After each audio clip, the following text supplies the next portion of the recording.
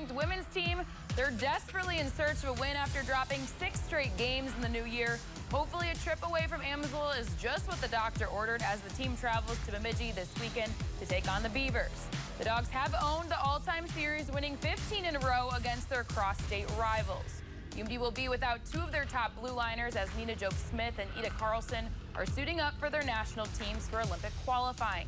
Even so, head coach Laura Schuler says the team learned a lot from their most recent series against the #1 ranked Badgers.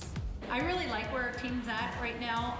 I thought we took a major step defensively against Wisconsin, so that was something that we wanted to clean up. We took a good step there, but that's not what we want to.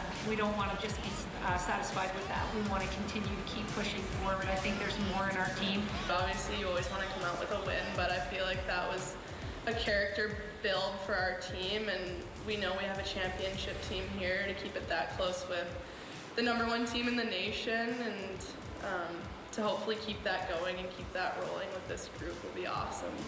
The Bulldogs and Beavers dropped the puck on Friday at 6 from Bemidji. In the world of winter sports.